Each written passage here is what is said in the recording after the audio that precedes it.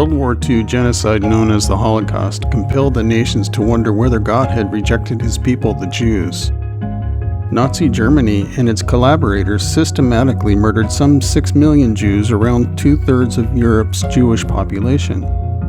The murders were carried out in pogroms and mass shootings by a policy of extermination through work in concentration camps, and in gas chambers and gas vans in German extermination camps.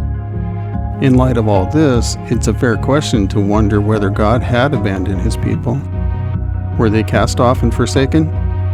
Noteworthy is the fact that Jewish persecution has been happening for centuries, and this was a live question even in the first century when Paul wrote his epistle to the Roman Church. Has God rejected his people, the Jews? Some of the early church fathers thought so, but Paul would disagree with them. Paul's apology is found in Romans 11, verses 1 through 6, where he makes the case that God has not rejected his people, the Jews.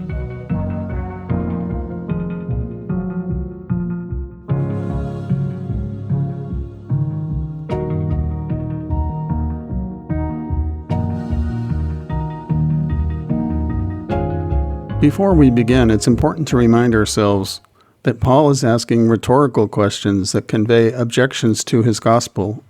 Chapter 11 opens with another one of these rhetorical questions. I say then, God has not rejected his people, has he? May it never be. When the gospel was first preached, thousands of people believed the faith, but only a small fraction of that number were Jewish believers. Why is that? What accounts for the lack of numbers? This seems like a red flag.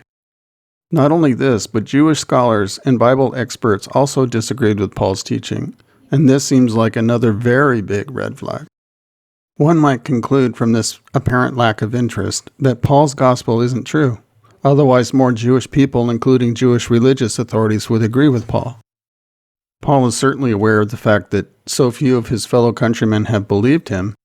How does Paul account for the lack of interest? The idea that God has rejected his people is a logical inference from his teaching, and so one might raise a question. Paul, your gospel seems to imply that God has rejected his people. Is that true? Isn't that the logical conclusion of your teaching? This objection to his gospel is still a good question, and Paul sets out to answer it.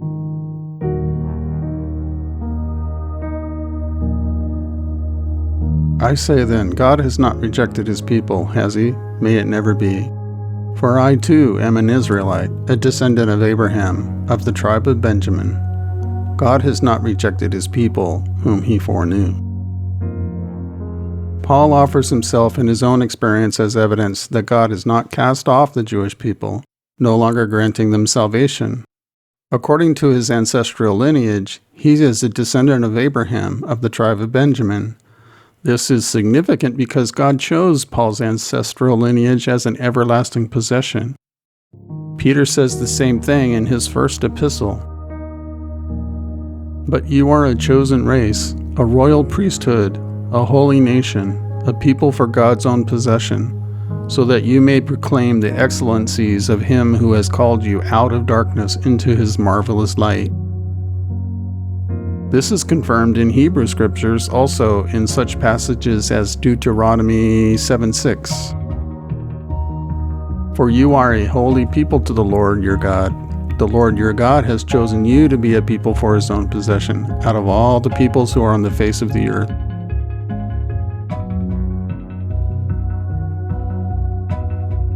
Paul asserts that God has not rejected his people whom he foreknew.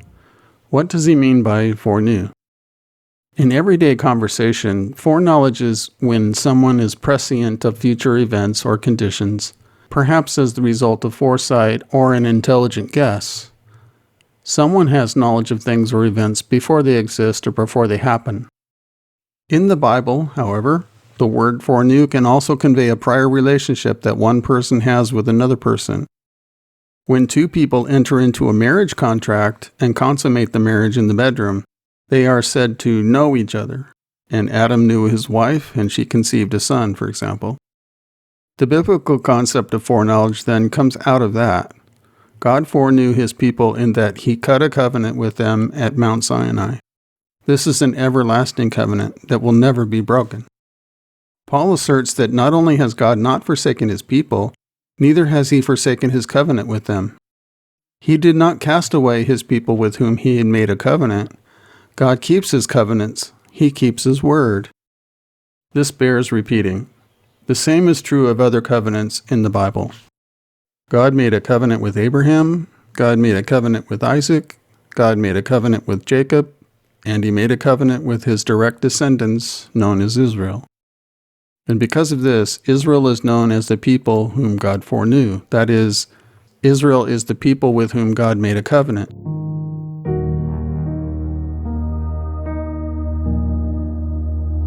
Or do you not know what the scripture says in the passage about Elijah, how he pleads with God against Israel?